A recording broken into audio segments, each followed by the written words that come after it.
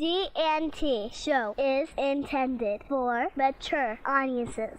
Parental discussion is advice. Live long and prosper, bitches. Star Trek: The Final Frontier. These are the voyages of the GNT show. Our continuing mission: to explore Star Trek storytelling, to seek out new worlds and interesting characters, to boldly go where no show has gone before. Naomi Wildman. I was setting it up. Oh. Welcome to the GNT show, where obviously we have no script. Yeah, let's just get this puppy started. As always, the beautiful, the lovely, the high-booted, short-skirted, big-breasted Terry Lynn. That would be me. Admiral Shaw. She's badass. It's Ceridian.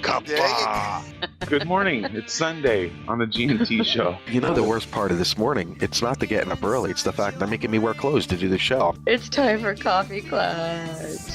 Strap on your helmets, boys and girls. It's gonna get rough. Oh, it's gonna be one of those mornings. Let me put on my seatbelt, my helmet with the little blinky light on top. For safety. When we decided we were going to do the GNT show, Man. one of the things we said was no standards. GNT show does not go on the air because we're ready. It goes on the air because it's 9 o'clock on Sunday morning. Mike could have snapped by then and killed us both. Pain sticks for Mike, evidently.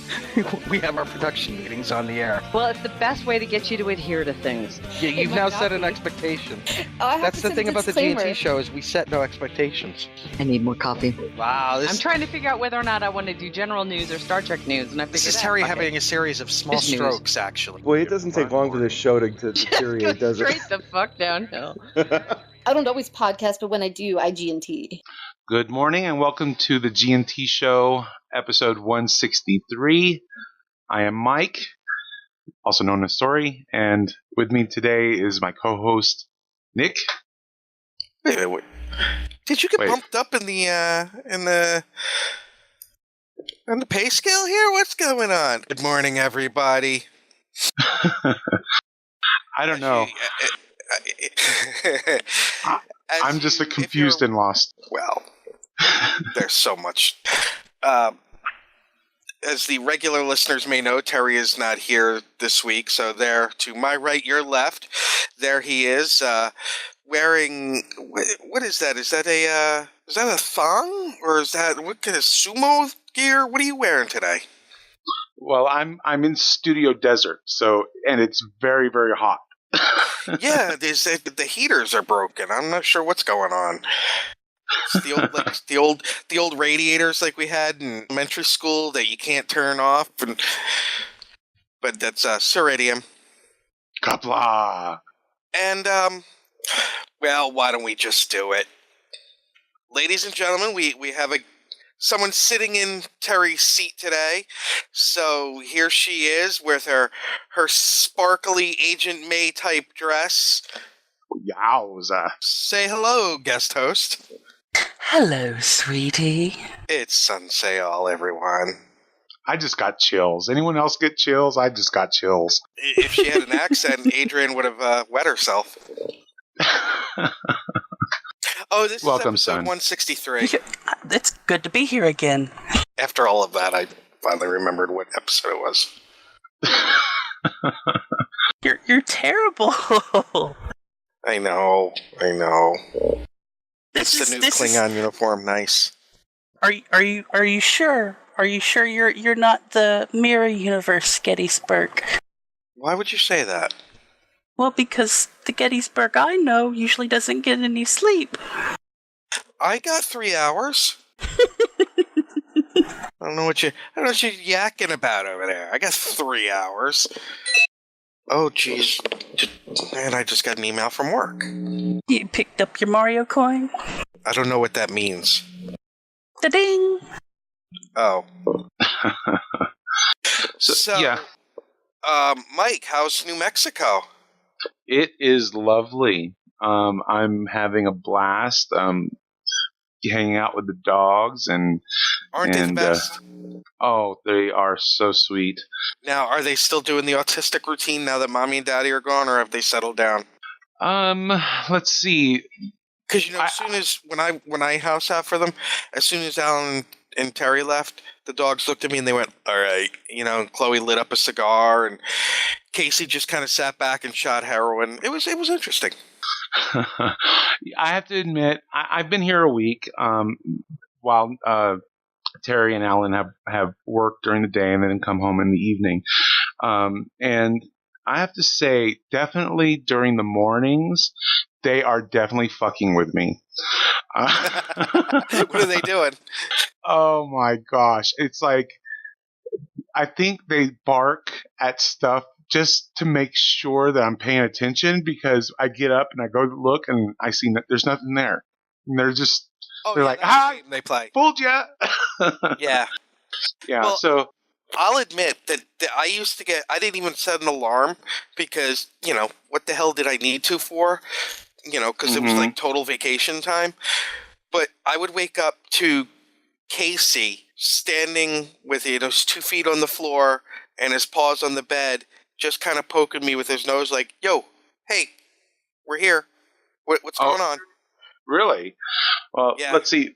This morning was the first time I was left alone with the dogs overnight, and Chloe came in, and I heard her collar, shaking, and I guess I'm a little slow because she turned around and walked away by the time I sat up and said, Chloe. Her head in disgust. Yeah, so then I let her out, and she do her thing, and then I'd go back to bed.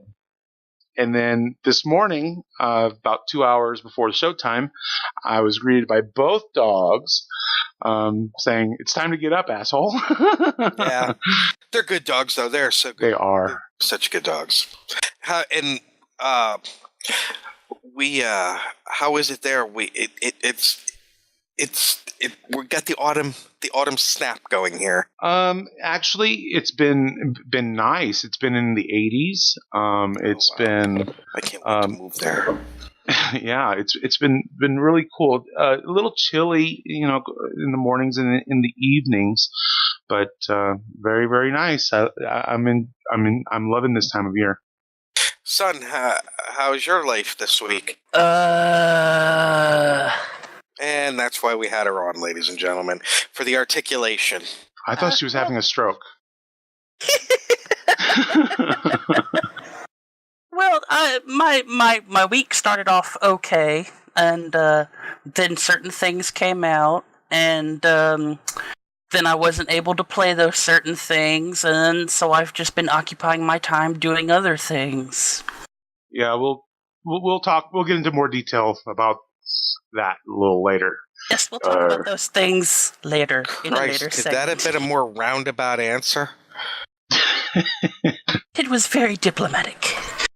Well, I gotta tell you, I started playing Alien Isolation this week. Okay, right. Well, I got very meta, and I watched Alien, and then I started playing Alien Isolation. I hadn't watched Alien in so long, and oh my god, that fucking game. Oh my god, that game. Scary? Yes. And I haven't even come across the alien yet. It's just walking around in the ship is like nerve-wracking as all hell. Wow. Well, see, wasn't that what Dead Space was supposed to be like? I don't know, but I'll tell you, there was absolutely no reason for me to scream like Homer Simpson because a light turned on, but I did. So yeah. It's like the mood music with the setting, and yeah, the music is perfect, and watching the movie and then diving into the game. I mean, it looks. They were painstaking in creating this universe because down to some of the smallest details, it looks exactly like the movie. And there's just a whole atmosphere. And you're on... Okay, you remember the giant refinery that the Nostromo was towing? It's been a while. The giant ship that looks like it's got the 4 or 6 towers or whatever. Wasn't that like the final in the series, the 4th one or something? No, the first one. Oh. Okay. It's been even longer since I saw that one, so forgive me. My memory fails me. But yeah, I've seen all of them, so... I'll just say yes. Go. I know exactly what you're talking about. He's looking up a picture right now to show everybody. I'm just giving Mike the look. shaking my head at the Klingon. What? I Anyway, have seen them. It's Sevastopol Station. It looks like that, so you're walking around the inside. And what Sevastopol Station is, it's just what it sounds like. It's a transit station. Basically, it would be an airport for us. Okay. And just so you're walking around in there, and there's creaking, and you can hear the metal groaning because there was an explosion, and it's 2 thumbs up. Right on. It's really, really excellent. Well, I've of S.H.I.E.L.D. this week. Like, oh yes, wow. May on May action. I was not expecting that, and that was like totally awesome. But I had one complaint. Oh please, what? Coulson punched the general one time real hard in the face, and it like did the whole dematerialization thing. Spoiler alert. I think because maybe it was a surprise. I know what you're going to say. I don't know. That's what I'm going to chalk it up to.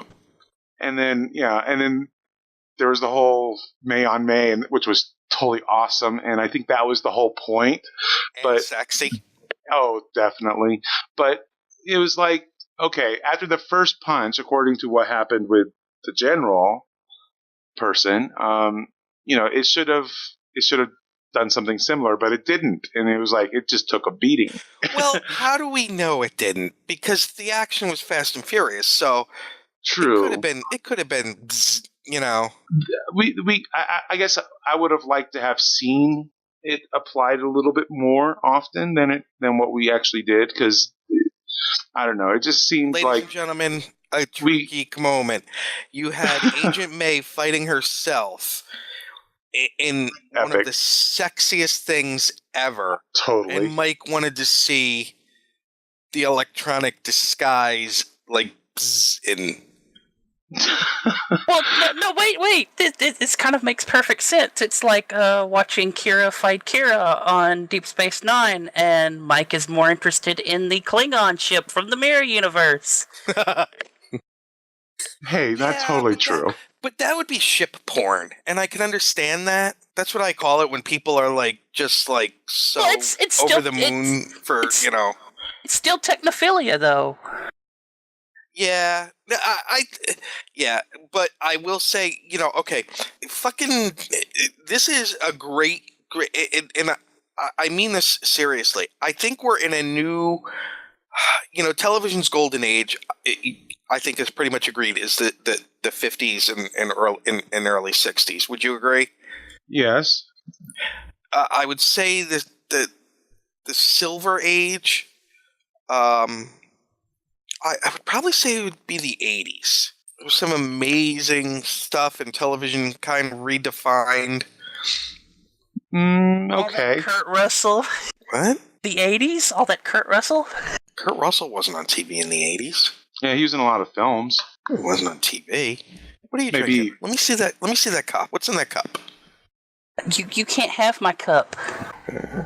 No, give me back my Jack Daniels. I think we're in a new, like, I don't want to say Bronze Age or anything, but something like that. I don't think we're in a Renaissance period either, because... Well, we are in one way, but I'll get to that in a moment.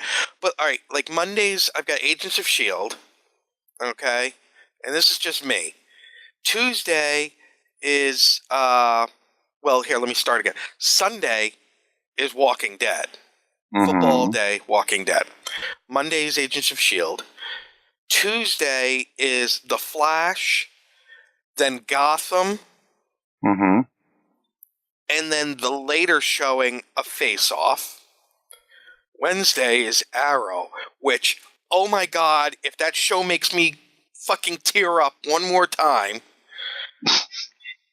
I'm not laughing, but yeah, I know what you mean. It's so good. Nick? Thursdays is football, and Friday, who cares? It's Friday. You know what I mean? You forgot one on Tuesday. What? Selfie. Oh yeah, Karen Gillian. Yeah, he has to make choices. Time as Flash. He has to make choices, and apparently Karen loses out. Well, the show's not that good. Okay. Ooh. and I can always just have pictures of Karen Gillian up on my computer, Okay. But and now you've got some new stuff. Well, based on what you had said, Constantine's getting ready to come out. There's just a whole bunch of stuff that's getting ready to come out. Yeah, I know, George. Well, based on what you said, what I wouldn't call it a renaissance for television, but it's definitely like a renaissance time for superhero or superhero type of television shows. This is their golden age, so to speak, for television. I would say comic book shows because comic Dead book falls shows into that. And, yeah, I would agree with that, but there's for television also so in general, many good no. shows on. Which did you see the announcement from HBO? What announcement was that?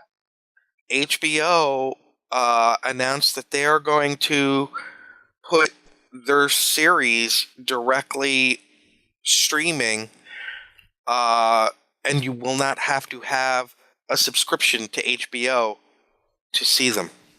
Oh, now that's cool. Wait, really? Mm-hmm. I could finally watch Bill Maher again. Yes! I knew you were a communist.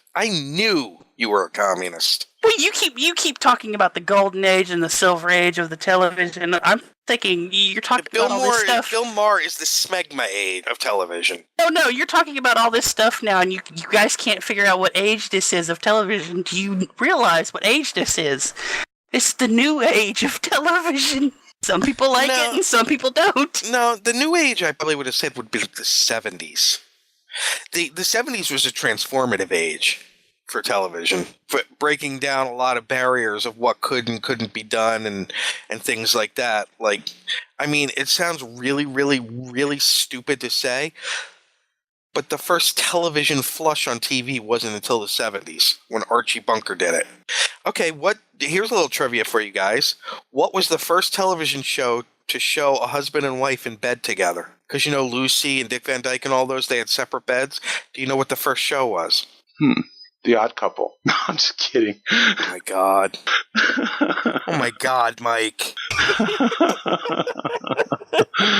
No, the first show to show a husband and wife in bed together was the Flintstones. Oh, wow.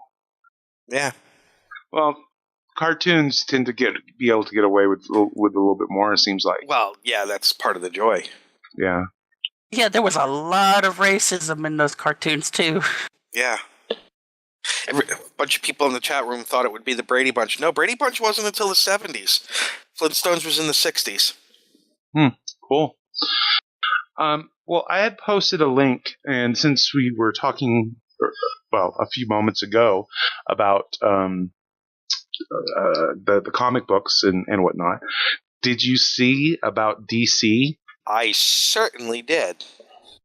So that they're planning on releasing a bunch of new movies. Warner Brothers. One really big one in there. Yeah. Well, Warner Brothers. I mean, they're. It seems like Warner Brothers got their hands on a bunch of mega franchises. I mean, Lego.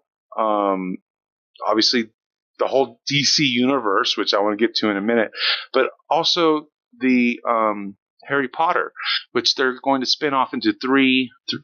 There's going to be 3 films spun off from Harry Potter. It's the Fantastic Beasts and Where to Find Them. So if you're a Harry Potter fan, that's big win. If you're a Lego fan, I do enjoy the Lego movies, but my nieces and nephews just adore them. So Lego's Ninjago. Lego Batman.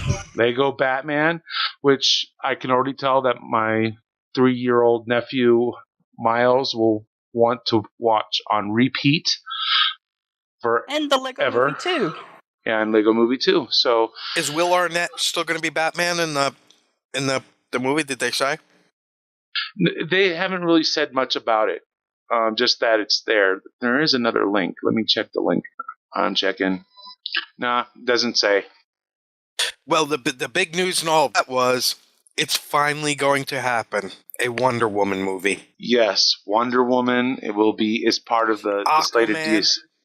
Mm-hmm. Aquaman will be the most boring movie ever made. It will make Waterworld look.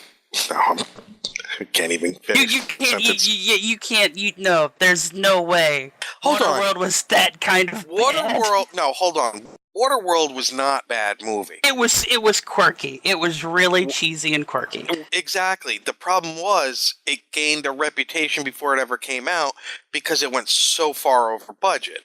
But kind of reminds you of Snakes on a Plane, doesn't it? Motherfucking snakes on my motherfucking plane. Oh, hey, Mike, I wanted to ask you because we were talking about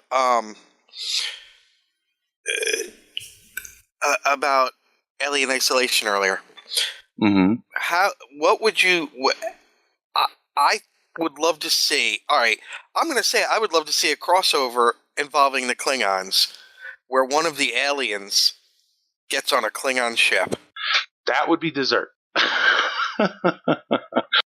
You really look at Mike. He's so brainwashed by Klingon propaganda that he thinks that it would be dessert. Really? No, wait. He's got a point. It would be dessert. And then a few hours later, it would burst out of their chests. Yeah, good point. See? But they would kill it. They would eat it. Yeah, because they wouldn't eat it raw or alive. They would kill it. They would eat it, and then they'd find themselves in a shitload of trouble. They would eat it with its hydrochloric acid for blood. Well, not even that. Molecular acid. They might just eat the face huggers. Oh God. Oh wait, no, wait. I may have thrown up in my mouth a little. No. The Cardassians would eat the face huggers because they tap the little. They tap the eggs. Like the taskbar eggs. Mm.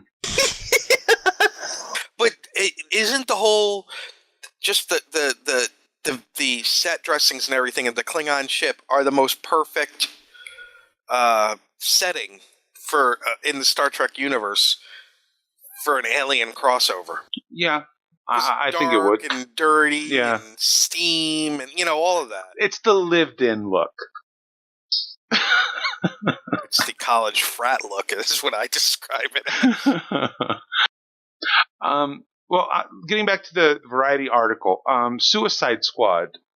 Who are they? What?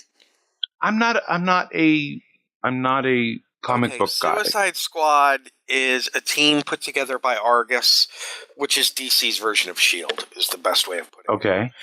And they've got people like Deadshot and, Harley Quinn and a bunch of others, and they've implanted a bomb in their neck, and they send them out on missions, do good. And if they try and get away, they will blow them up. That's why it's called Suicide Squad, because they're ultra dangerous missions that they send them on. Interesting. Okay. It's a fun series. Oh my God, that sounds so ridiculous. You just send Harley Quinn out with her giant hammer to do good. No, she doesn't use her giant hammer. I will not count. You will get jettisoned if you talk ill of Harley Quinn. Let me tell you. I'm not talking ill of Harley Quinn. I'm just trying to imagine what good that hammer would be. Is she trying to build the next set of railroad? Really? Of all the things in the comic book universe, that's what you're going to... You've got... you're nuts. Thank you. Yeah, George summed it up better than I could. They're basically supervillains made a government strike team. All right. Well, we're supposed to be getting a Suicide Squad movie in 2016 directed by David Ayer. Let's see. Wonder Woman starring Gal Gadot in 2017. And this made me exceedingly happy. We're getting not one, but two Justice League movies. But it looks like it's a two-parter rather than just two movies. So I'm kind of about the cliffhanger idea, but I'm pleased that there's a Justice League movie. And as you said earlier, The Flash, Aquaman, Shazam. Did you see who's going to play Black Yes. Yeah, Dwayne Johnson, The Rock. And also Cyborg. We're getting a Cyborg movie along with... I could care less about Cyborg. But, it's cool. I mean, it's more DC and then Green Lantern. Now, they're going to reboot Green Lantern. Now, having said all of that, here's DC desperately, after Man of Steel, I like the fact they have a plan now, that they've got it set out like this. They've got a roadmap and all of that. They really fucking need to lighten up in their... Because Man of Steel was... Man of Steel is not only a dick, but he's also not Batman. The Dark Knight was dark because the character is. Superman isn't dark. He's not supposed to be dark. He's supposed to be hope, He's supposed to... And look, I make fun of Aquaman, but if you're going to have an Aquaman movie that's dark, no. That's... Yeah. And The Flash, Jesus Christ, no. Yeah.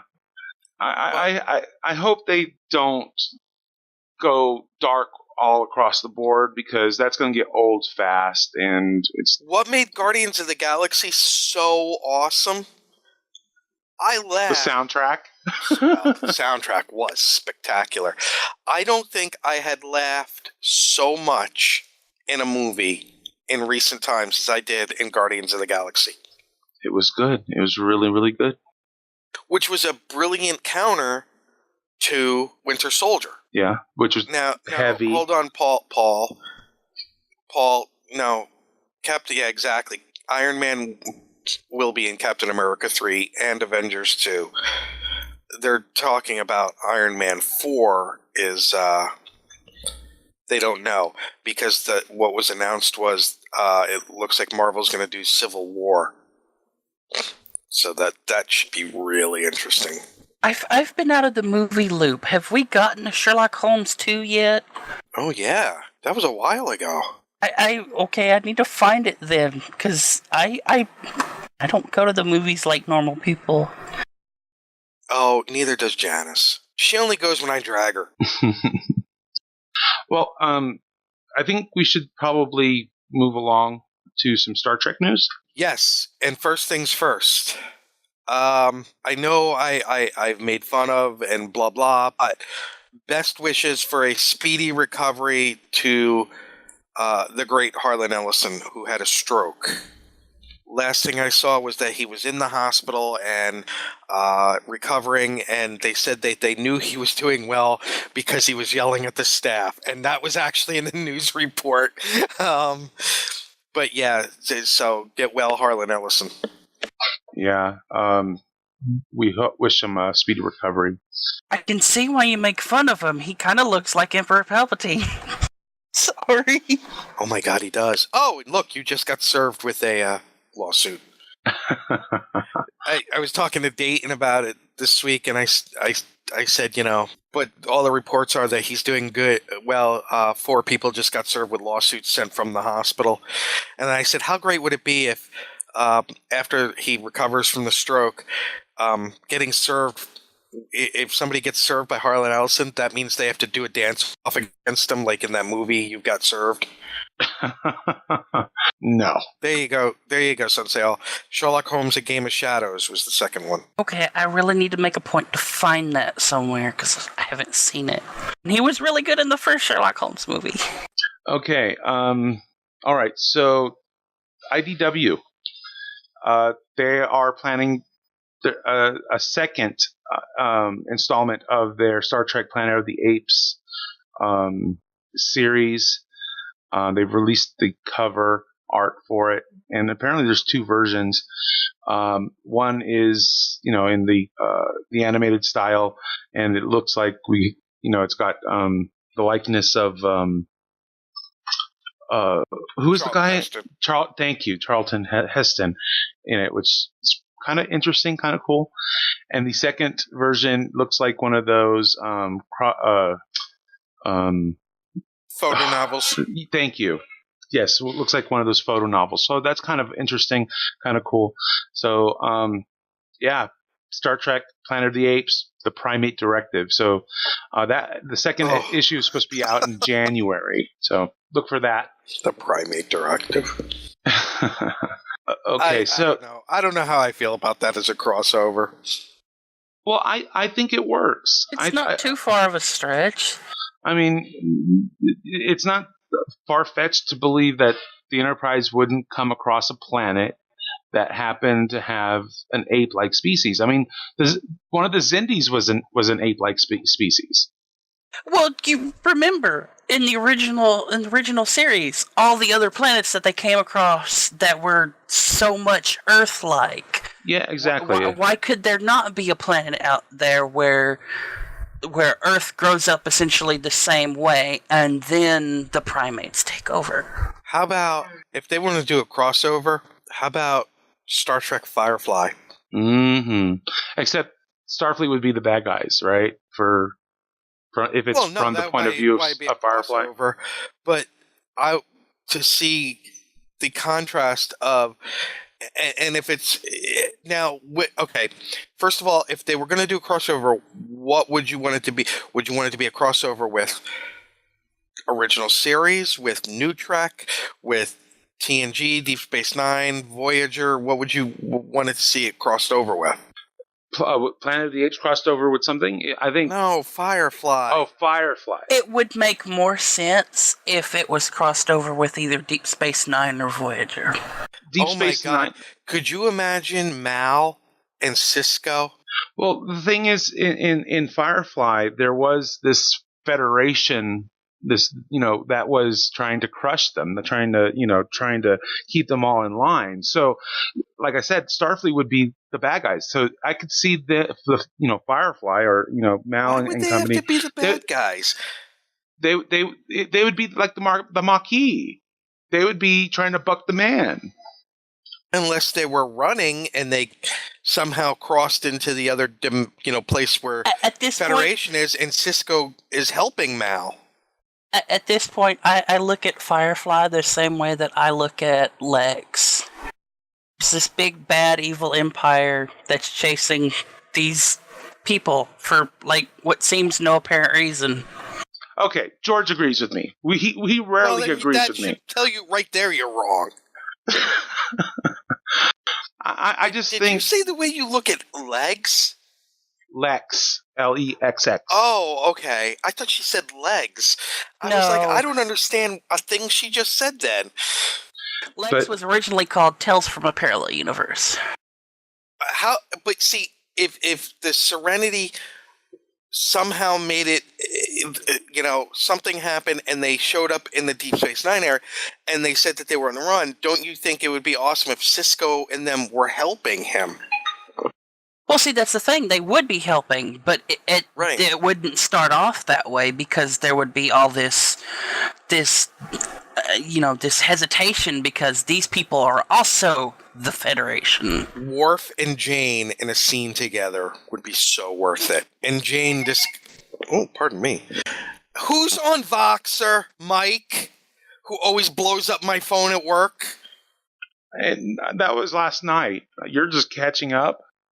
No. Oh, I'm not on Voxer now, so it's not me. I'm focusing on the show. Imagine Jane discovering the holodeck. Oh, it was from Alan.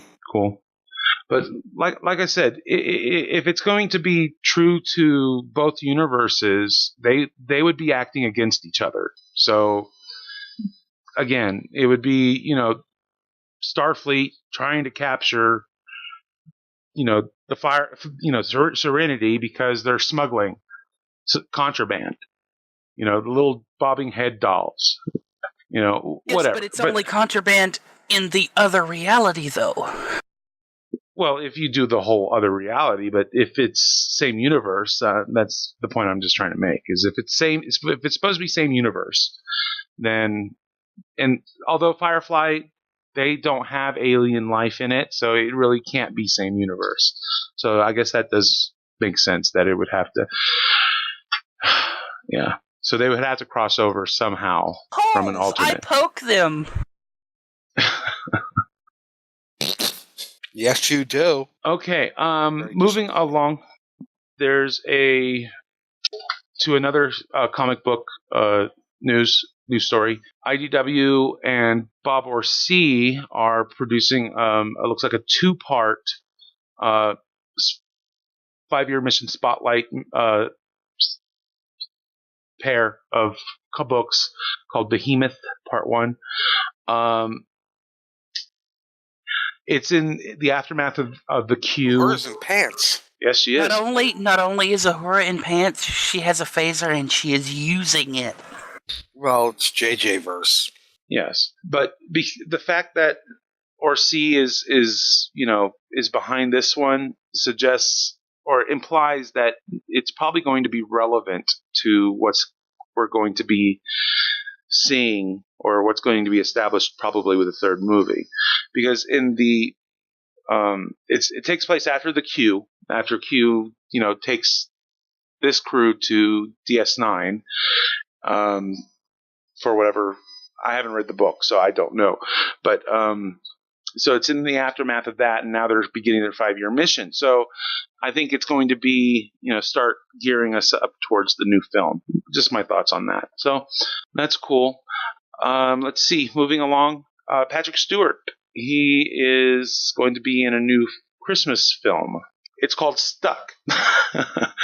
And according to IMDb, Stuck is the dramatic, comedic story of 6 different groups of New Yorkers who get stuck inside elevators overnight on Christmas Eve.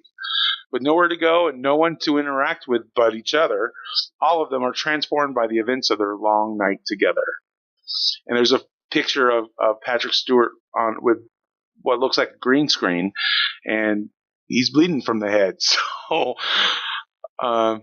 speaking of Patrick seems Stewart, interesting. Did you see the video that was put out of? And I say it like this because he and Sir Ian McKellen are pretty much almost Siamese twins at this point. I'm sorry, conjoined twins at this point. Mm-hmm. Did you see the video of Sir Ian McKellen talking to the kids at the school in England? No. I guess it was like their version of midterms or something coming up, and he's talking out the window, and he's like, do you know what happens? He's like, you've got to study, you've got to do well, because you know what happens to people that don't study. And the kids are like, what? And he goes, they shall not pass. It was funny. That guy is awesome. He's becoming like Bill Murray. He's just showing up places now. Right on. Crashing weddings and yeah. God, who would you rather have crash an event you're at, Bill Murray or Sir Ian McKellen? God damn, that's a choice. Ian. Hands down, Ian. Why you hate Bill Murray? I don't hate Bill Murray. Why do we have her on if she doesn't like Bill Murray? Don't hate Bill Murray. I just prefer Sir Ian McKellen. Why do you want Bill Murray dead? I didn't say that. Yes, you did. When did I say that? I heard it. When did I say it? That's what I heard. You said Bill Murray sucks and I wish he would die. That's what I heard. Time stamp it and play the tape back. No, I don't need to. Everybody heard it. All right. Let's. Mike won't let us have fun. For the record, I do not want Bill Murray to die. Oh boy. Nick, this one's for you. There's a article. I saw that. Yeah, on StarTrek.com about creating the Romulan bird of prey. So they, it talks about what that process was like a little bit and whatnot. But what I found interesting is the reason that they Enterprise incident. Yes. Yeah. The reason why they had switched to Klingon D7s is because they lost the model. They don't know what happened to it. So I thought that was kind of interesting. And I like the screenshot of the inserted bird of prey for the Enterprise incident when they remastered it. Oh yeah. So it still has the D7s, but it also has the bird of prey. So yeah. One of the ships is a bird of prey. But yeah, interesting that, and you know what? That's a great thing too. That I'm hoping that that in These Are the Voyages season 3, he talks about that. So that I hope so. Just to whet your appetite for that book. Yeah, I'm excited. It should be out a month away, real right? soon. I think so. I'm gonna have to talk to Mark when I get back. Yeah, the lovely Mark Cushman. Mm-hmm. Moving along. Let's see. Let's switch over to Star Trek, the official Starships collection. There are 2 new models coming out. One is the Delta Flyer, and the other is the Romulan drone ship. The Romulan drone ship is interesting. Looking at it, I can't help but get a feel or think that it's like some kind of like disruptor, but at the same time, it also looks almost organic. Almost insect-like. So it's an interesting, it's a lovely design. And well, it's from Enterprise. Yeah, and it's Romulan. So, in the same vein, there was also an interview with. Same vein. In the same vein, there was an interview with the gentleman. Let's see, last name is Robinson, Ben Robinson, who he's the manager. He's the guy that makes all the decisions about this. Or about these ships. So, I thought that was a very interesting article. You should check it out. Lovely photos of the ships and stuff. So, hey, Mike, why did you make Janice have to be here if she's not going to be on the show? I wanted her on the show, but she never logged into TeamSpeak. That's what I thought. So I've been watching, TeamSpeak, but I haven't seen her come on. Otherwise, I would have pulled her in. Mike, let me explain something to you about Janice. You must be very exact. In what you want. Janice, forgive me. I've learned that the hard way. Okay. Trust me, I've learned it the hard way. Well, okay. Noted. Son, was it me or did he sound defeated there? Yes, I got my ass handed to me. No. It's not that. She's like a very literal person. Concrete thinker. Well, no problem. Let's not get crazy. She's a woman, so, Well, she says she doesn't have credentials, but... I don't know what that means. You've been on the show before. You come in and Mike or I can pull you in. And I always have fun talking with her. It's not like you haven't been on before. Oh, my God. Maybe she didn't bookmark it. I'm face-palming. I'm literally face-palming. You're pulling the Picard maneuver. That's a whole different thing, pulling the Picard maneuver. It's okay. We love you anyways, Janice. Wait, did I just make Nick snort? And next time I will be a little more exact in my request. Do I have to put it in writing? Triplicate? Duplicate? Oh, yeah. Okay. What's not there any longer? She says, I know that it's not there anymore. Okay, here's exactly what I mean. You didn't teach me about bookmarking. There's a tab called bookmarks. Oh, my God. Oh, my. Mike, did you send her the new TeamSpeak info? No, but I see she just popped in. Let's see if I can bring her down. Although her speaker is looking kind of muted. I know. Oh, Jesus. User was moved to your channel. Okay, that's going to be on the recording. Hello. It's still showing you as muted, but welcome. Let's see if I can unmute you some way. She's just unmute herself by going to the top where it shows the speaker. This is some good radio right here. That's why it gets edited. Oh, no, you don't need to, because this is my life. Welcome to my life, everyone. I have to say, though, even with this, we're still going to be the top Sunday podcast. As we should be. Well, it's kind of because we're the only Sunday podcast. Shut it. Now, do you have push to talk, dear? The control button on the left, usually. Be patient. Oh, there she is. That. Hello, Janice. Hey, Mikey. How are you? I've missed this woman. I'm doing good. How are you? I'm doing well, thank you. Yeah. Okay. Nick has gone quiet, so I think he's just called up the hitman. I'm my chocolate chip muffin. Okay. As long as there's not a hitman involved in that chocolate chip muffin. I think that's code. Chloe and I have been in contact. Okay. So life was about to get very, very stressful. There's going to be poop on the walls, isn't there? Mm-hmm. Oh, joy. Well, welcome, Janice. So glad that you were able to make it. Thank you. Janice, have you met Sunsail? No, Hello. I've only heard her voice. Hi, how are you? I am well, and it seems like you are well too. That's In a manner relative. of speaking. It's a relative term, son. So, Janice, you also play games, correct? On occasion? Yes, Okay. I do. Nick, you had mentioned that you wanted to speak about something. So I think now would be a good time. You think?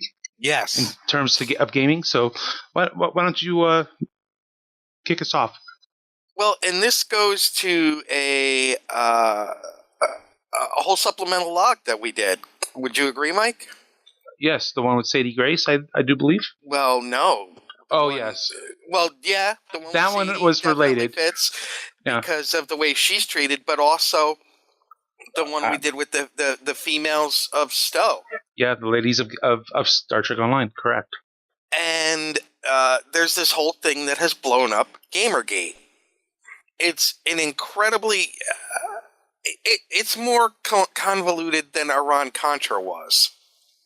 For those of us who may not know what Gamergate is, can you please let us know? Son, you could probably... Okay, well, essentially it started out as this group that popped up out of nowhere that said that a female reviewer for Kotaku that reviewed video games was actually getting a whole bunch of kickbacks from these gaming companies to positively review these games based on their representation of females, or to disapprove of other games because of their vulgar representation of females. Well, actually, once people actually started digging into it, it came to light that it was her ex-boyfriend who had started this group and had this just massive group of guys pushing all of this, get her fired, she's corrupted, she's going to bring down the entire reviewing industry for gaming because it's all corrupt, and Kotaku is now corrupt, and it just kept going and going and going. And one of the really funny things is that the spurned ex said that she did this and that to get the game that she designed positive coverage. It was long before she even had the game that she designed. So he was just trying to smear her. And I was shocked to see there's actually a whole Wikipedia entry about Gamergate controversy. And, it keeps being updated because it just keeps getting worse. It keeps growing. And last week it became national news. And as sci-fi fans, gaming fans, and all of that our audience is, in not a good way, not an educational way as to what's going on, where Zoe Quinn, that's her name, the girl kind of, I would say, that's at the center of all of this. She was scheduled to speak at a school in Utah, and an incredibly vile message was sent saying that it was going to be the largest school shooting ever if she showed up, and it had to be canceled. Well, it's not that it had to be canceled. She canceled it specifically because if that were to happen, she would be the one to feel guilty about it, and she did not want to have that on her conscience. Well, that because the Utah police said that they couldn't. Utah is they said they couldn't because of Utah state law, they couldn't disallow guns inside the school. Which I don't buy. Look, I'm a Second Amendment person, but you can, unless the Utah Supreme Court, and I don't know, has declared that you can't say a place can be off limit, but I don't know. But in anything, there was vile threats made, and she will post the threats made against her. Like one guy was like, "Next time I'm in Boston, I'm going to rape you until you die." It's the most vile thing. It's disgusting. It is disgusting. And I think about our friends like Kate and Christine and Zero. All the people we know that work at Cryptic. Yeah. And I got threats on it this week. Thank you. Because I asked Zoe Quinn a question. All I did was ask a question. And they pounced on me for asking her a question, because by asking her a question, I must agree with her. Well, not only that, though, by asking her a question, you give her a voice, and the intent is not necessarily to have her have a space to really be able to speak uncensored. Oh, Paul, you're so New England. Read the Militias Acts. You'll see where you're wrong. But anyway, we'll go on. Yeah, no, you're right. And they're doing something now. I heard a new term last night. Hold on. Social justice warrior? No, I did hear that last night, though. Yeah, it's because what she was originally trying to promote in her reviews was a positive look on female characters in gaming. SLAPS. Have you heard of that? I can't say that I have. I haven't. SLAPS is an acronym for Strategic Lawsuit Against Public Participation. Then don't put it out in the public? A strategic is a lawsuit intended to censor, intimidate, and silence critics by burdening them with the cost of a legal defense until they can abandon their criticism or opposition. So basically, it's people threatening to sue her in various forms so that she'll just shut up. Yeah, unfortunately, that doesn't work in today's culture. No, it does, because the cost of defending yourself and all of those lawsuits. Well, the reason why I said that is, yeah, the cost of defending yourself and all of those lawsuits can mount significantly, but the problem is that nobody has the right to infer on somebody else's ability to have free speech, at least not in the United States. So once the dust settles, I mean, unless you're somebody that's going to go sit in a cave, she's still going to have some sort of social media, even if she ties it down to a very small group. That stuff is still going to get out. She's still going to have somewhat of a voice. You don't think that if they were to do that to her, it would put fear? These people that are threatening her, where they're threatening her, are terrorists. Well, Lanny says that the USU incident was not Zoe Quinn. It was Anita Sarkeesian. Oh, that's right. It was Anita. So, right. Okay. That was just a correction. Yeah, I'm sorry. That was Femme Frequency. So, yeah. But it's not just... It's sad that... And basically what they want is the gamers, the developers... I think a great example of the kind of thing that she's arguing needs to change is when the Tomb Raider, I guess you would say prequel, reboot, however you want to say, game that came out last year, there was a scene where Lara Croft, very implicit that she was going to be raped.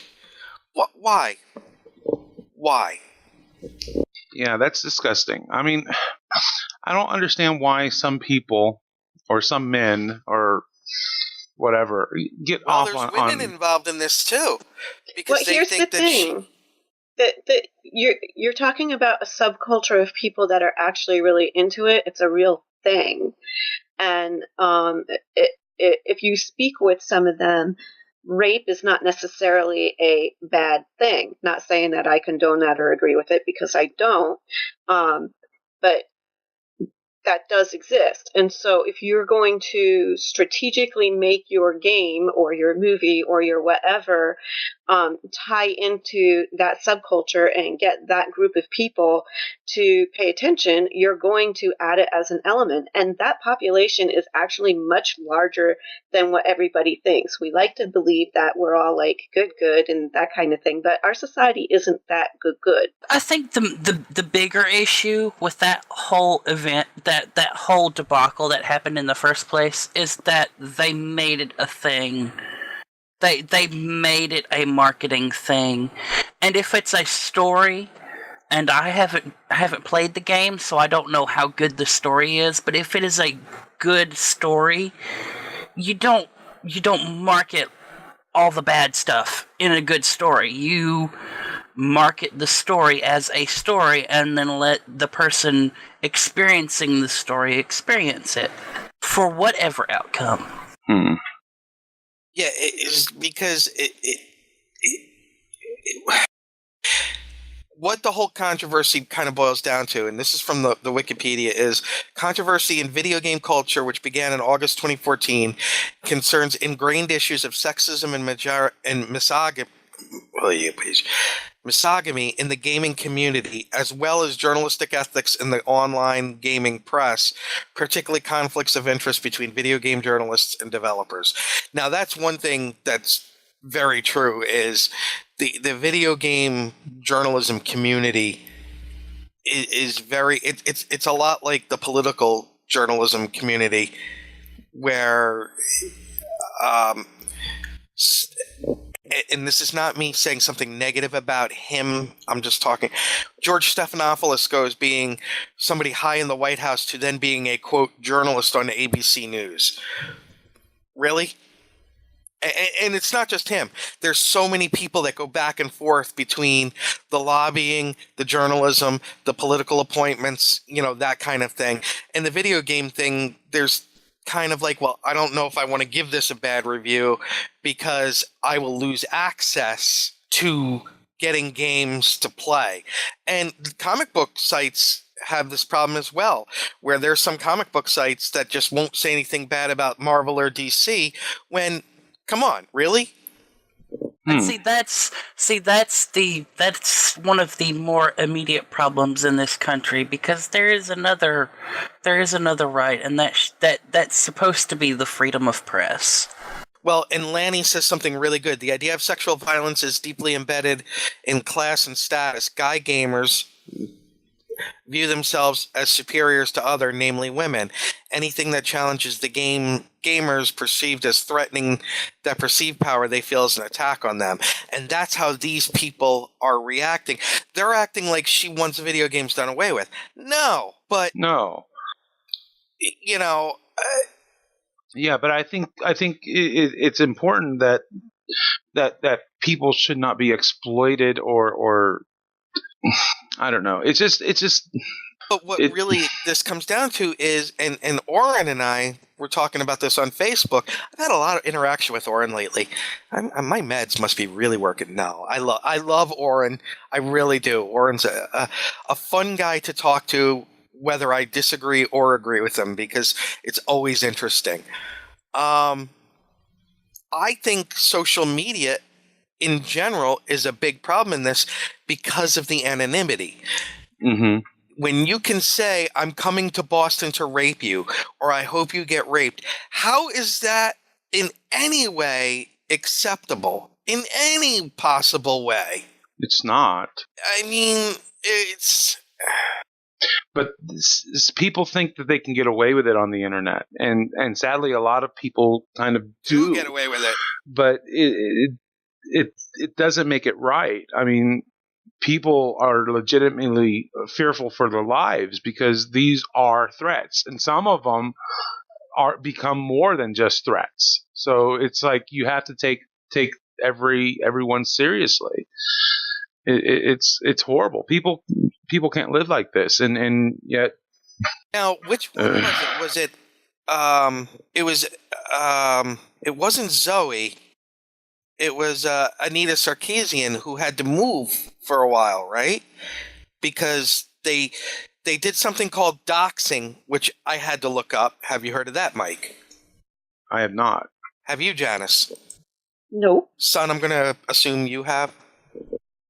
If I'm not, if it's what I think it is, it's like when you DDoS a website, but to a person's personal computer to gain all their information. It's something where somebody from the internet researches and publishes personal, what we call in where I work, PII, personal identifiable information about someone, like their name, their address, their phone number, where they work. Okay.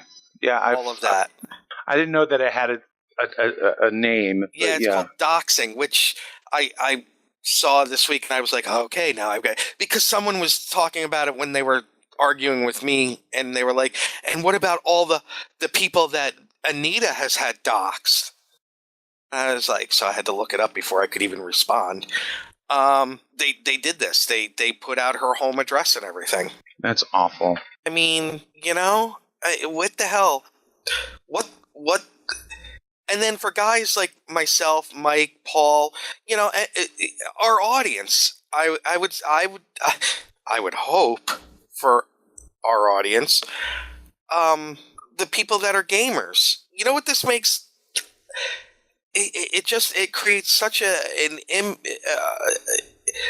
where I'm trying to figure out how to say it. It makes the gaming community look very, very bad. Exactly. It really does. But I think, in a sense, that not to be sounding a little crazy, but I think on a positive light, it brings things. Lenny, if you want to come in because you know a lot about this, she just put a link to Brianna Wu, a reviewer who was forced to leave her home. Go ahead, Janice. Sorry about that. Sorry, Janice. Dear. All I was going to say is that I think that sometimes with situations like this, where this kind of stuff bubbles up, and as unfortunate as it is, it does bring to light all of the underlying currents that and issues that really have not been dealt with. And then when you're talking about communities that have essentially been mostly male-driven, you are dealing with certain structures and walls that have to be broken down, and they come down in any number of ways. What's exciting is the rebuild. How can presenting women positively destroy the gaming image? That doesn't destroy the gaming image. No, that's what they think it'll do, though. Well, no, it destroys the idealized male power fantasy of gaming. That's what it does. Yeah, it changes it. That's the thing. Unless you walk through the shoes of a minor group of people that are playing in a larger group's zone, you really don't get it until something like this happens and it causes you to think about the myriad of issues that exist, because there's several issues that exist here. See, the biggest issue is... This is what happens when Janice and I are talking. She'll stop like that, and I'm waiting for more, and then she'll be like, you're quiet. And I was like, I was actually listening to you. Yeah. Well, Mike and I are sitting here like with our elbows on the desks, and she was making good points. I know, our chins in our fists, and then she was making excellent points. But Go ahead, son. See, that's the thing. This is all of this. You see these attacks directed at women in the gaming industry somewhere, anywhere, and this attack is against what they call the social justice warrior. And I at this point, I kind of have to look at all these people who are doing this kind of stuff to these women and go, you're not really doing anything but being an ass. Because how does making a game make sure that a woman's clothes as she level up don't get less and less and less in any way destroy a game? Because that makes sense. If we're going up in levels and then we're wearing less and less clothing, armor, yeah, that's great. And to me, this fits in with our show because there's so many women, relatively, that work at Cryptic that we know, that we are like personal IRL in real life friends with. And we hope and pray that none of them have had or experienced any of this shit so far. Well, didn't they say in our supplemental log, Mike, that they've had some pretty... They've experienced like some, this. But... Yeah, not like this, yeah. But... And I'll just say, if somebody were to threaten Christine or Maria or sorry, swallowed the wrong way there. Oh my. Or any Yeah. I'll get my bat suit out of the closet. I'll come out of retirement. We may be nerds, but we are many. We are legion. But this is why women will sometimes publish or work under male assumed names. This is why this happens. And this happened in the book industry, years ago? Like a century ago? An industry isn't going to change overnight, but it is important to make strides to change the industry, because this shit is not acceptable. How does at this point what's going on right now with girls in technology, in any sort of technological field, is a lot like what happened during desegregation, where you have this culture of men, which would be relative to the white community during desegregation, just pitching a fit and going out and creating these kind of lynch mobs online against all these females. And it's not going to happen until somebody in the technological industry who is a big name, which, we can't have Steve Jobs now, and I don't know about the validity of Bill Gates being a big name anymore, but somebody has to step in and go, this is not right. You people need to sit down and stop it. Yeah, but the people that are making these threats and who are saying that, having my post taken down where I say I hope she dies and is raped by rabid hyenas is censorship. Yes, because you're a fucking idiot. They're not going to listen to anybody that sound, rational. Well, okay, so I work in a male-dominated industry. Yes, you do. Yes, I do. Let the people know briefly. You can just kind of sketch it, what you do. It's really simple. I play with contracts and negotiations and risk assessment and that kind of fun stuff in a world where we deal with mostly Fortune 100 and 500 companies, and it's the mail industry. Not male, M-A-L-E, but M-A-I-L. But anyway, working in a male-dominated industry, as a female, you have to learn certain tactics to be able to accomplish things and get things done.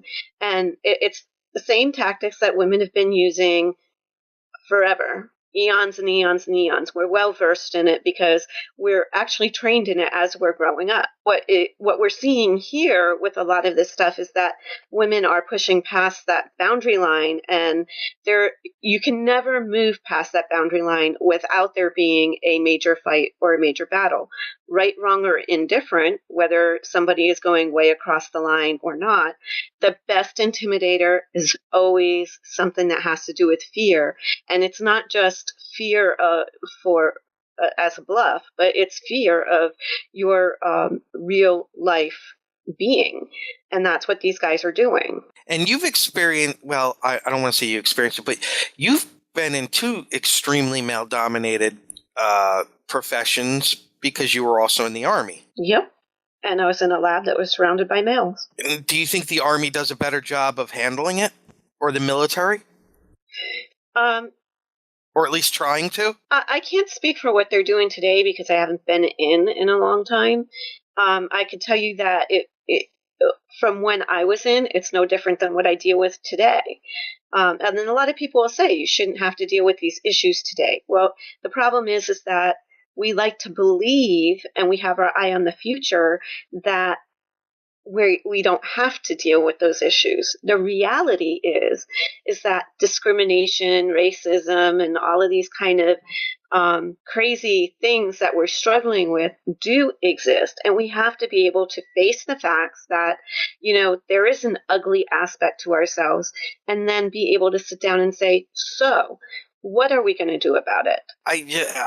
I guess because I can't wrap my head around what the people that are doing the attacking do, because it's so far removed from the way I was raised, and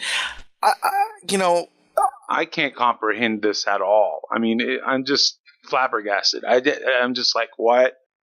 Well, here, let me read. This is insane. It's the male privilege. Exactly. Okay, you know what? Wait. And I know that was both a joke, but it was also kind of serious at the same time, guys. Well, here's the post that got me attacked on Twitter. Maybe this is too simple, but I honestly think a smart, strong, educated, and attractive women scare them. And damn if I understand. That was what got me attacked. Maybe it's because I surround myself with smart, strong, educated, intelligent, attractive women. See, now you're trying to butter me up. I wasn't talking about you. Liar. No, but maybe they're scared by that. They are scared by that. They've always been scared by that. Well, it's exactly what I said. If in the gaming industry that they are afraid of that, because that fear, well, guess what?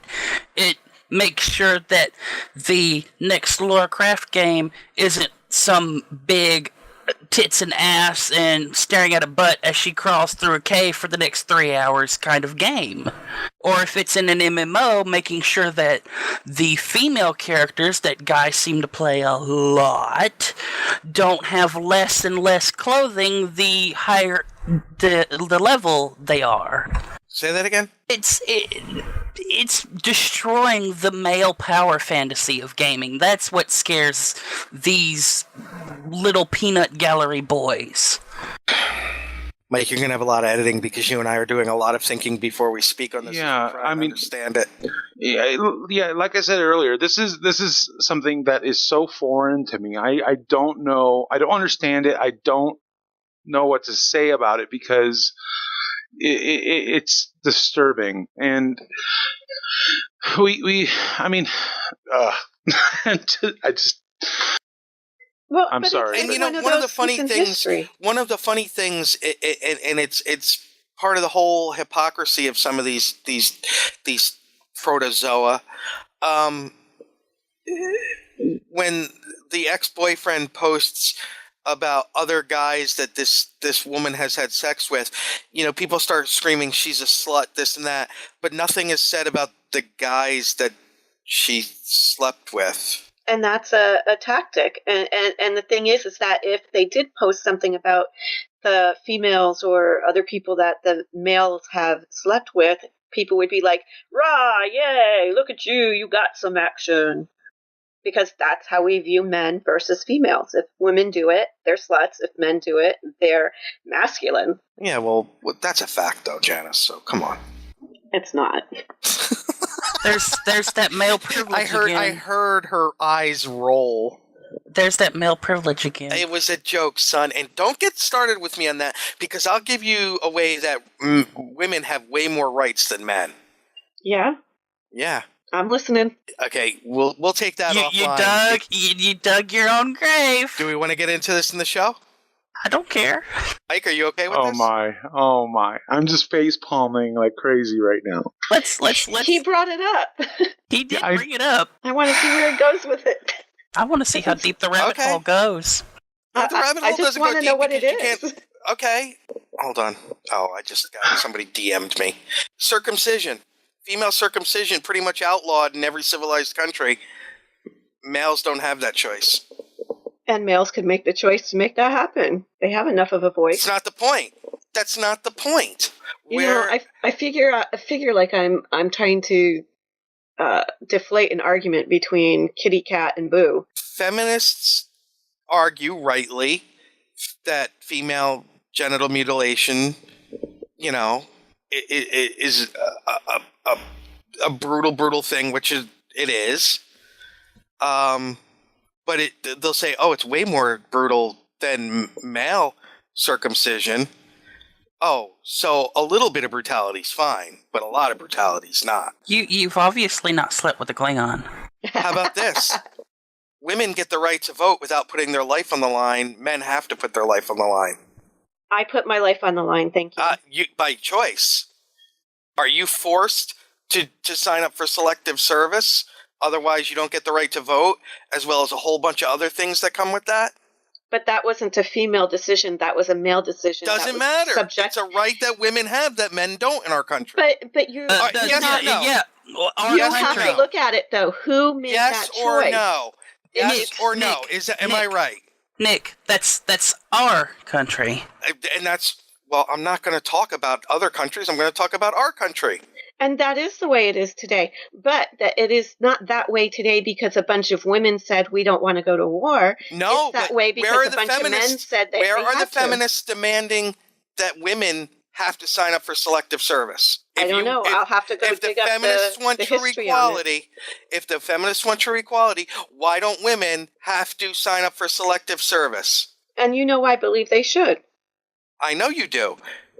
But you asked, and I'm giving you two things right there. Right, Are you going to disagree that men can only vote if they agree to sign up for selective service? I think every citizen should do that. But No, I understand what you're saying. But you also aren't looking at the other fact that the group of people that made those choices are men. They're not women. They're men. So there's no women politicians at all that could have pushed for it? There At that probably point, have no. pushed for it. At that point, there was not. What about in the last 10 years? I don't know. I'll have to dig out the history on that to see. It's not an issue I follow. In the past 10 years, Because it doesn't affect you. In the past 10 years, most women Because it doesn't politicians. affect you. In the past 10 years, most women politicians have just been trying to get over the hurdle of being female politicians more than pushing any agenda. Yes, because, we don't discuss the outfits that male politicians wear and criticize them because their hair is out of whack or their makeup's wrong. Hold on. Far be it from me to defend our president, but when he wore a tan suit, he was savaged. So don't go down that road. And he's probably the only male politician that was criticized that way. Charlie Crist, who's a total douchebag, was mocked because he has to have a fan on stage, which is a douche move, because he doesn't want to sweat and pull a Nixon, but still he was mocked for it. So give everybody a fan.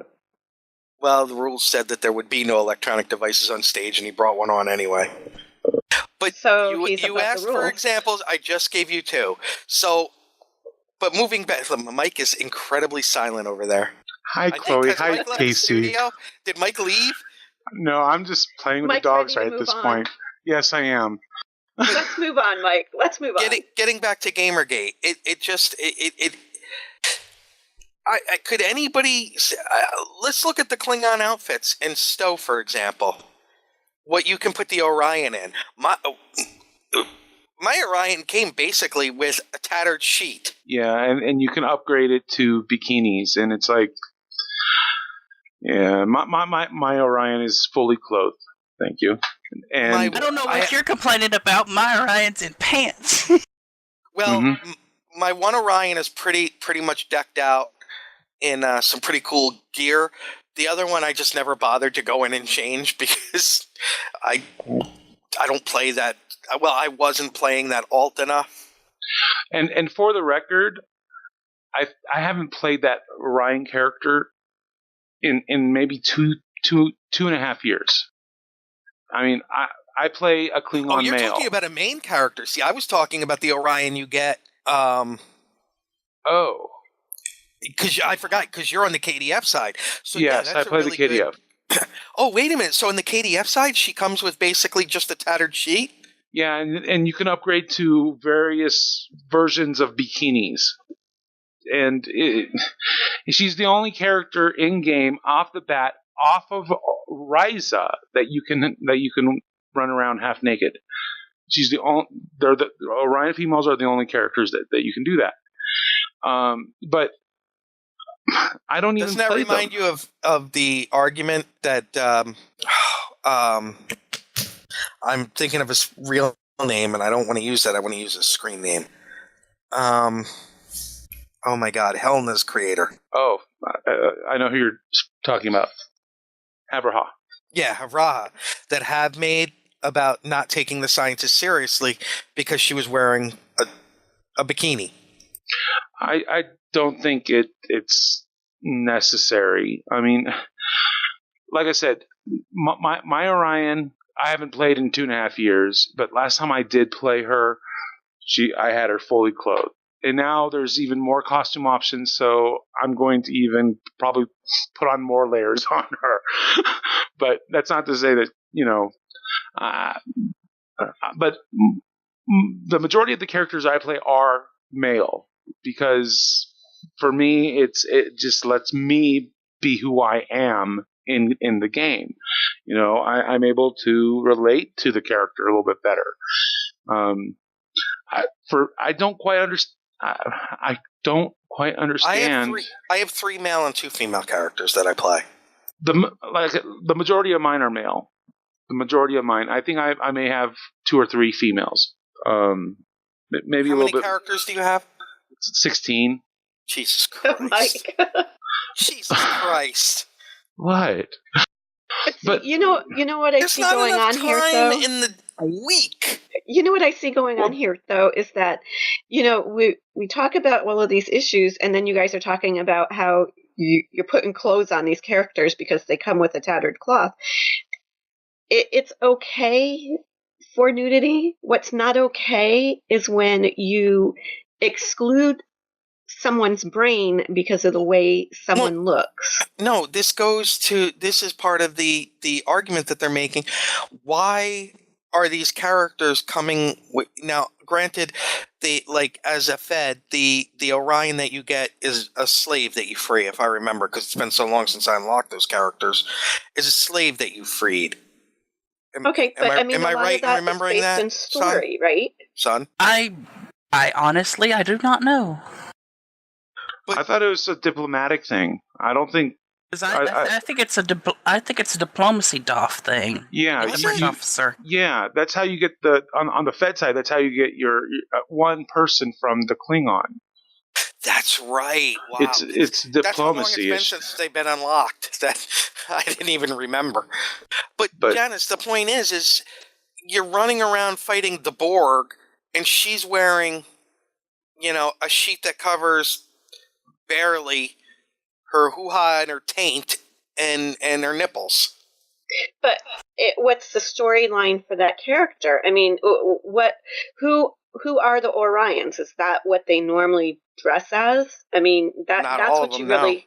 No. Okay, it's not all of them, but I mean, if you're looking at the character and their storyline and their history and everything, is that something that you could actually see, and does it make sense?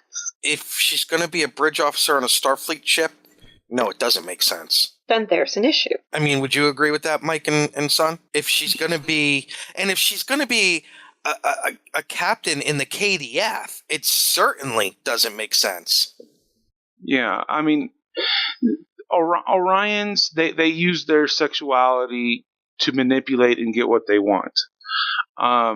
So there are certain instances when it is acceptable, but going into combat, commanding your ship, it's not appropriate. Well, sexuality doesn't require doesn't require the lack of clothing. Sexuality very has true to do with clothing. But see, very that's true. That's the issue. That's the exactly. issue. See, you're talking about 7 of 9 is one of the sexiest characters ever on TV, and she was fully clothed. Like, the only skin that really showed were her hands and from her neck up. And of course, her outfit was skin tight. But she was still but she was still fully clothed. So it doesn't have any. She was. But see, this is the issue that I was just talking about. Sure, you get an Orion bridge officer, and the bridge officer comes in this garter and tainted cloth and a torn up tube top kind of thing. Okay, sure, it's your duty, if you feel that it's wrong, to change her outfit, because guess what? You can change her outfit. But for a long time ago, you couldn't. And that's one of the things that's changed. Right. Yes. Lanny nails it really well. Nudity's okay, except when it's the only option. And initially it was the only option. Now that is not true. Now there are so many costume options in STO that you don't have to have, unless that's what you want, but you don't have to have a naked Orion running around. But and see, this is the positive change. This is the positive change right here. This character that can now wear all these clothes. This is the positive change that all these asshats who keep going, rah, rah, come and rape you, are fighting against. Right, but now I don't play like World of Warcraft or those fantasy type games like that, but am I to understand that a lot of times as you level up, you actually decrease the amount of clothes you're wearing? Yes, that's basically, many of them. Rift is different. Rift, actually, you could be fully armored. I mean, like, the clothing makes sense, essentially, in most cases. God forbid. Hey, it's a great game, sorry. But in WoW, from what I remember, that wasn't necessarily the case. Terra, that's definitely not the case. I mean, I've been playing a new MMO called Firefall, and even in that, a lot of the females, because when I was playing in beta, the engineer character that you could play, she was mostly clothed. She probably had half a bodysuit on. So you had one leg that was covered in a bodysuit and the other leg that wasn't. One arm that had part of the bodysuit on and the other arm didn't. And then you've got this other character that is basically wearing sports shorts and a sport top. And it's like, it doesn't make a lot of sense. And that's the kind of thing that these women were talking about, and then getting their lives threatened. Exactly. Yeah. Because guys like to see the booty. Well, that's fine if you have choices to go from full head to toe armor like King Arthur wore to just what Sun was describing. You have the choice. Having the ability to choose, like you said, Sun, about the Orions, that's fine. I don't see a problem with that. But when it's your only choice, that's where there's a problem. Yeah. On the Klingon faction, the females there, I think there's only one or two uniforms that actually have the boob window, and I have yet to see it on any of my characters because the Power you have Girl to. boob window. Well, the Klingons, Ursa and Bator from DS9, I love the blue window, but sorry. And I totally lost track of what I was saying. Don't you dare get any over Terry's keyboard! I swear to God. No. I won't be drooling on. Oh boy. But the point is, it is an option. You can get it, but it's not the default. It's not the thing that you have to have, and it is an option that you can earn, and you have to earn it from. You have to earn it. See, that's the problem. How is that a problem? Why is the default barely clothed? No, the default isn't barely clothed. You have to earn the boob window. Oh, okay, that's fine. I don't have a problem with that. Yeah, I don't have a problem with that. None of my none of my females on the Klingons faction have. You would never because I don't play them. Just sit there staring at the boob window. Okay, well, you don't hear them arguing, do you? I don't have. At this point, it would just be really nice to be able to play Stowe. Yes, let us talk.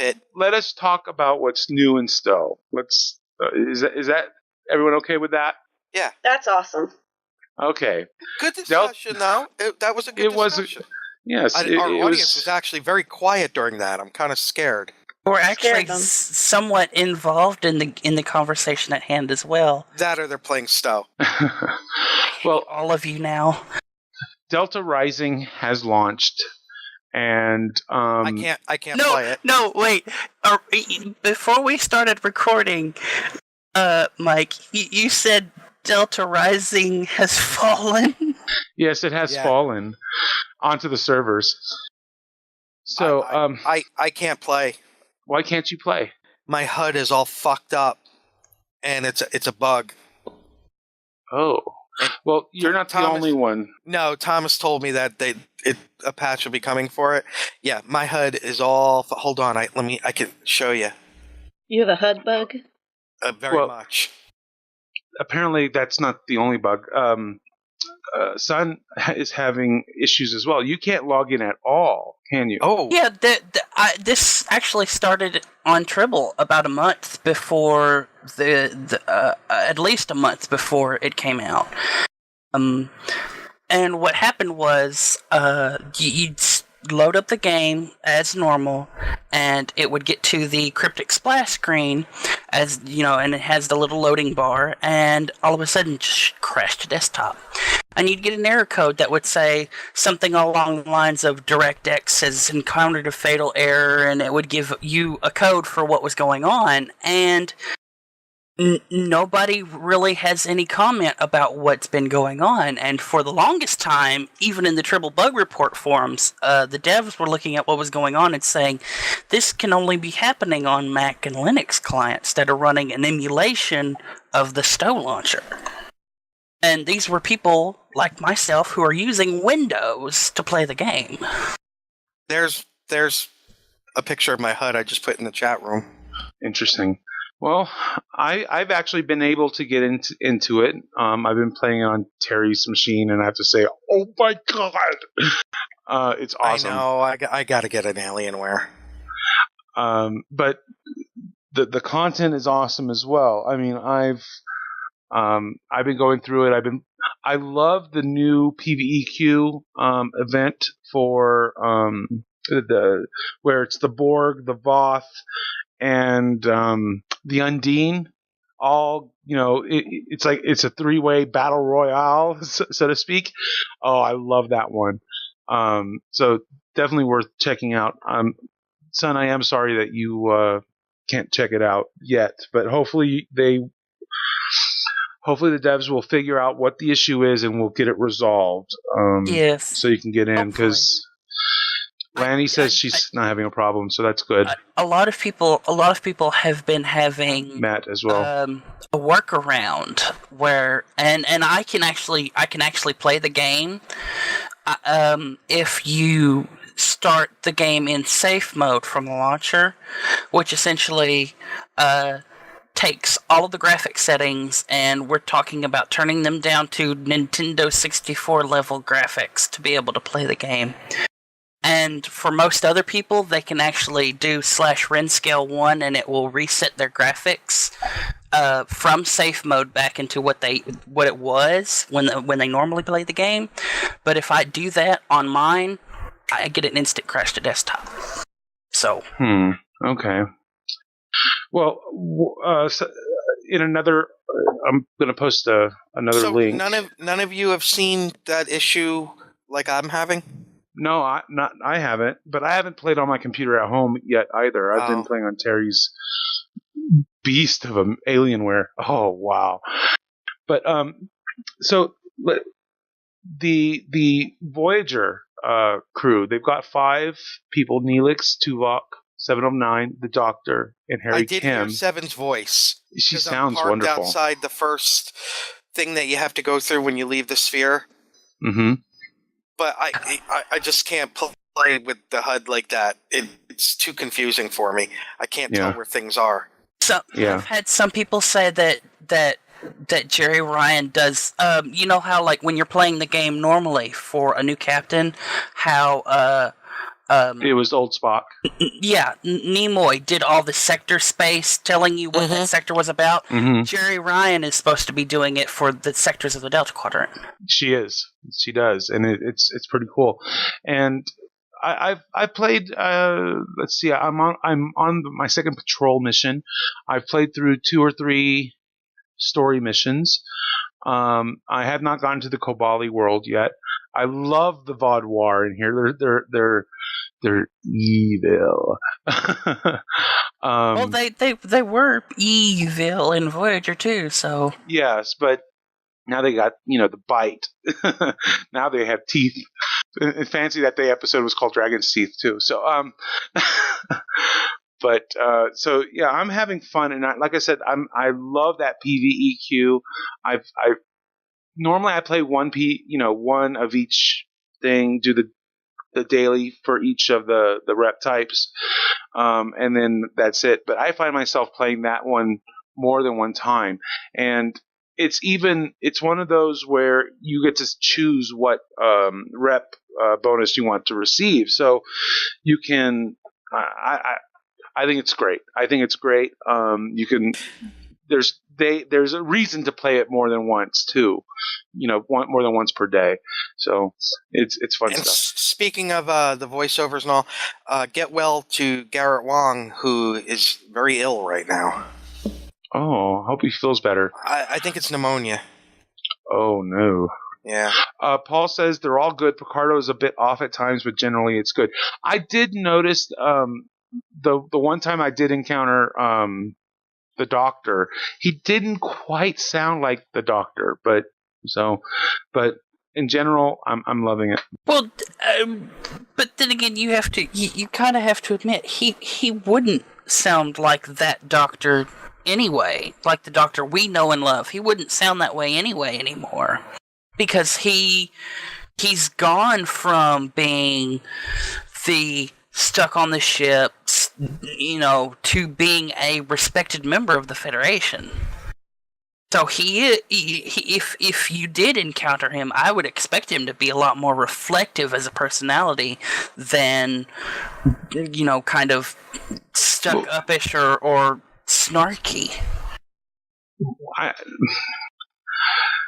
understand what you're saying, but the one time that I've seen him, it was, I don't want to spoil anything right now. So let's just say I think it was had more to do with the reason or the way we encountered him rather than anything else. I think the first mission was called Mindscape. I think it's just the way that he's presented in that didn't really. That's the one I'm sitting outside the queue for. Yeah, I think that's the way that he's presented in there is why he's not coming across as sounding like the Doctor. I'm hoping we get to see and hear him again later on in the story. Is it his voice, but not his voice? For me, the voice was sounding different. It was obviously, Bob Picardo speaking, but he didn't have the right inflection the whole time. Paul nails it. The delivery was off. At least in that one time that I encountered him in Mindscape, it just seemed like it was the Doctor, but it wasn't the Doctor. And like I said, it was the delivery. But I also believe it was also the condition or the reason we encountered the Doctor that made it kind of off. Because, well, I'm going to shut up because I don't want to spoil it for anyone who has. Spoilers. Don't want to spoil it for anyone who has not played it yet. If you can play it, play it. If you can't, please, Cryptic, help. Don't worry about it, because evidently Steve is now spoiling it. You bastard. Man, Steve, you just ruined it for the people in the chat room. Thanks, Steve. But yeah, for anyone listening at home, play it. It's well worth it. Hopefully, Steve, we just said there's people who can't play because they can't even sign on, but you're going to say that. No, that. I just hope that the technical issues that some players are reporting, I hope those get the attention that they deserve, and a fix is made and released, and you guys can check it out, because there is so much good stuff here. It's no one should be denied. Before we wrap up for the week, Mike, we must give a shout out and congratulations to your crush for making Time Magazine's website. Yeah, she got before that she got actually featured on Dig or something. I think it was Dig. I Dig think or Reddit? I think it was Dig, because she was doing Dig, Dug, whatever. But yeah. So I think it was Dig, and I think from Dig that's where it got picked up onto Time, and it was the original video for Sixpence None the Richer, the Kiss Me parody. So it's called Hitch Hop. So congratulations, Which is a hilarious to Jen. video. Congratulations to Jen Ucelis. Awesome. Jen, I'm looking I will forward. admit, I kind of squeed. Now, having the Klingon singing that was hilarious. So I, of course, being Rihansu, started thinking, I would love to see somebody take the Rihansu language and do a Cure song. Because it just seems to me that Romulan music would be much more like goth music. Interesting. I think you need to have a chat with Ross because he's currently looking at theme music for Blood of the Near. So I think you need to have a word with him because he's not going in that direction. We've got it. I've got some things that if she's going to do, how awesome would it be to have like a Klingon version of an AC/DC song? Oh my God! Right? Which one though? Oh God! Dirty Deeds. What do you mean, eh? I mean, it's a good song. Who did Thunderstruck? AC/DC. There you go. Well,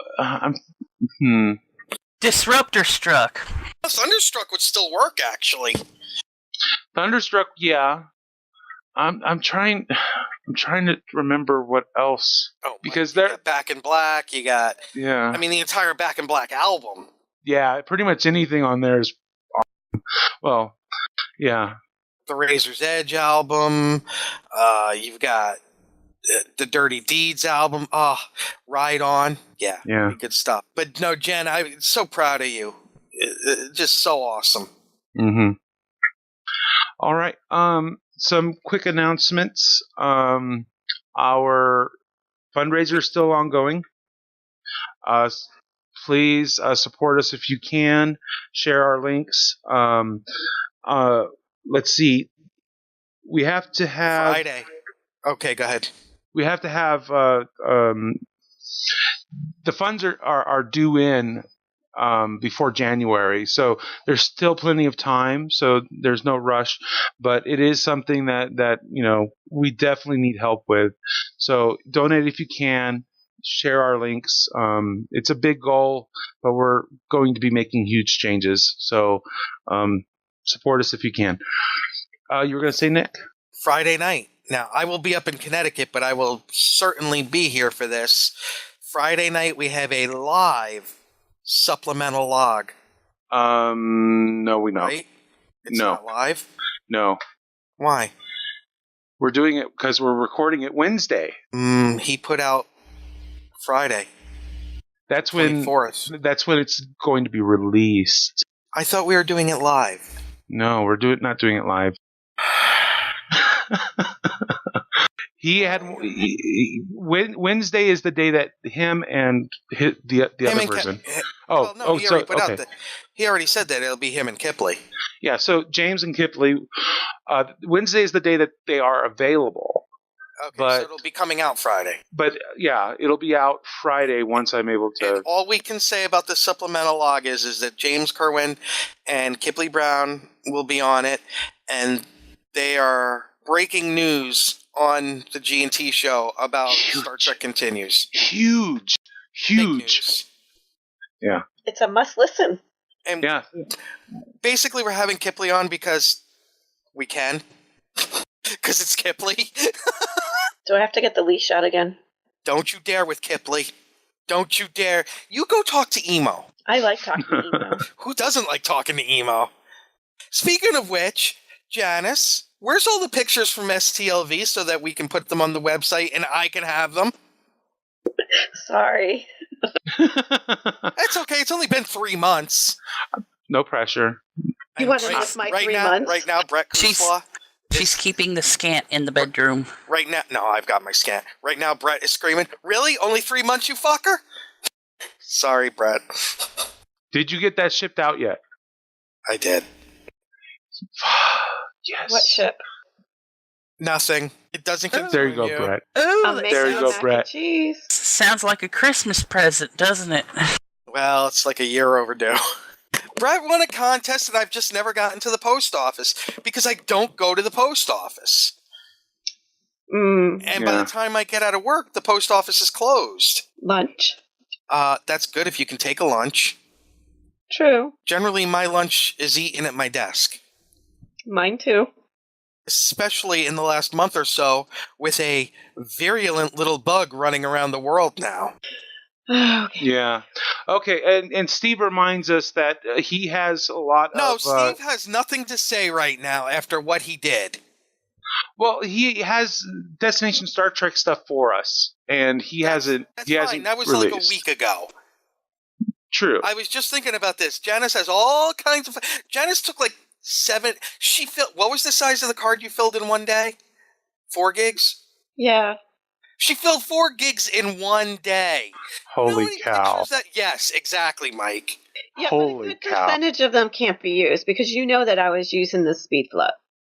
The what? I was holding the button down.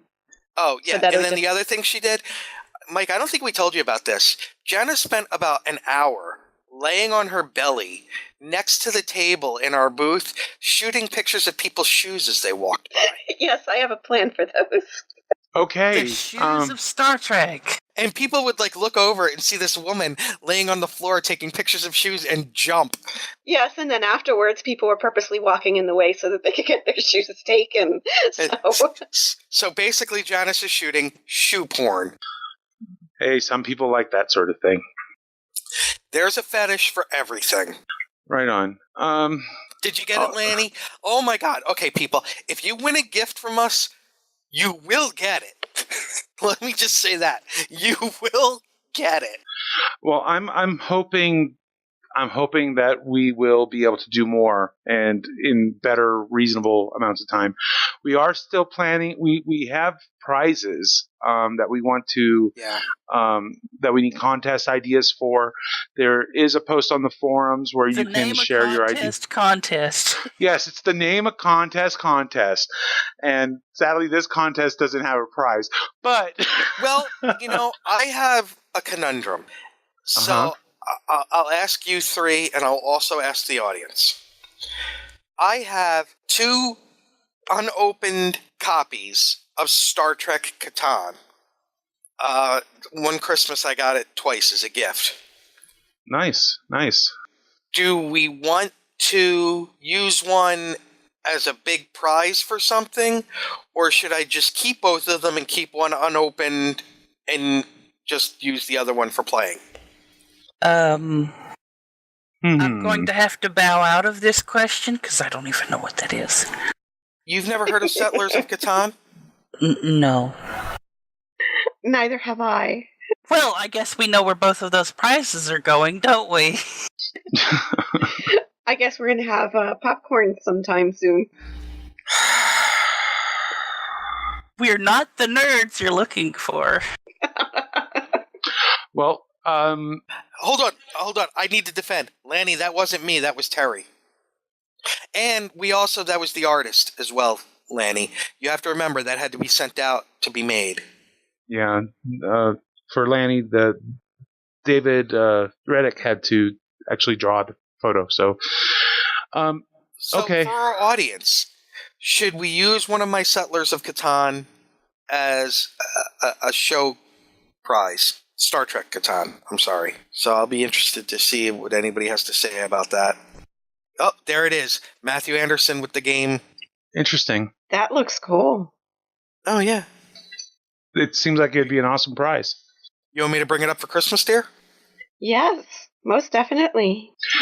Well, as soon as I believe the Genucelis will be shipping out the Klingon Pop Warrior CDs in mid-November.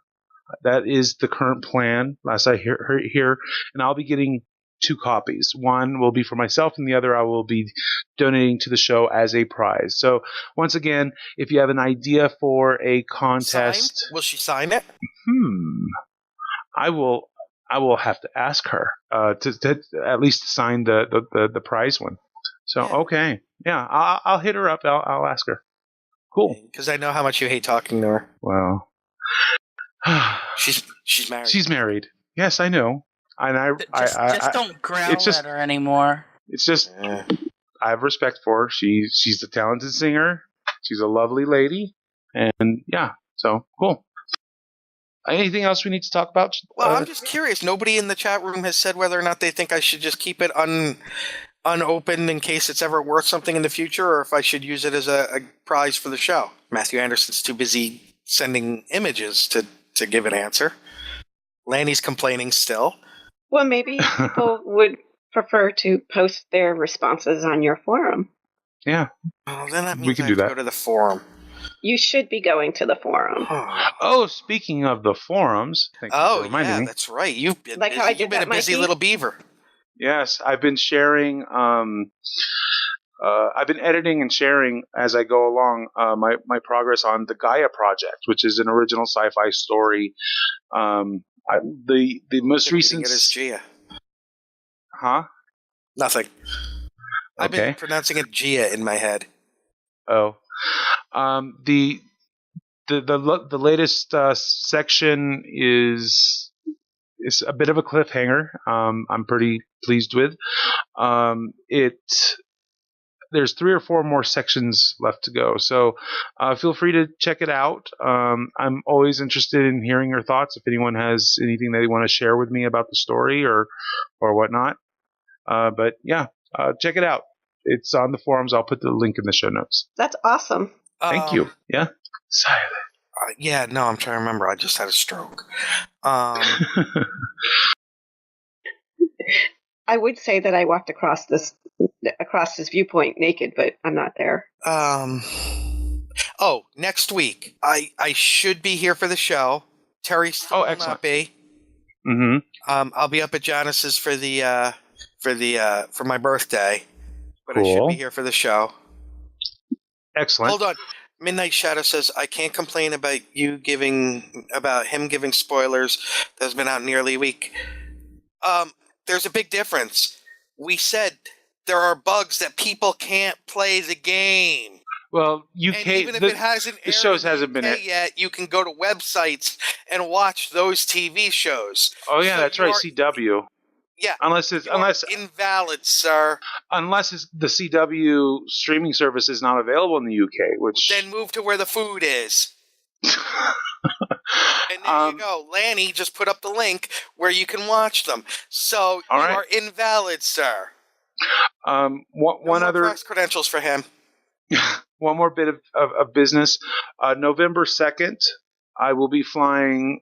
The plan is for me to be flying back home on November 2nd.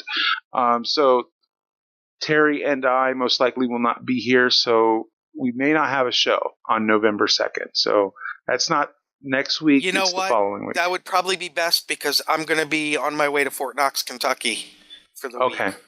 So there will be no show on November 2nd. There will be a show next week. Nick plus all of our special guests. And then we should be back the following week, which is November 9th. So thank you, everyone. See you next week. Kapla. Ladies. Bye. See you later. Thank you for joining us. See you later, shitlords. Joel Untrue. Music for the G&T show is provided by Warp 11, Grethor, 5-Year Mission, and Andrew Allen's Smooth Federation. G&T Show is a busy little beaver production. Gonna take a 5-year tour. Boldly go where no man's gone before. Gonna travel to the end and make new friends. Move ahead, walk back to 10. Put a mini skirt on my old man. Represent the human race.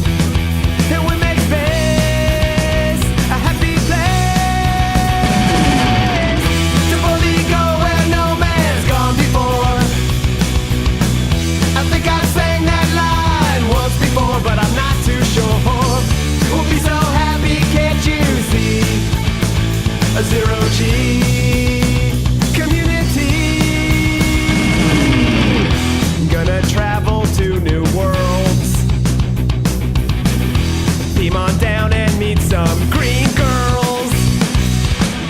Gonna see what we can see. A fancy free galaxy. To boldly go where no man's gone before. I think I sang that line once before, but I'm not too sure. We'll be so happy, can't you see? A zero-G community.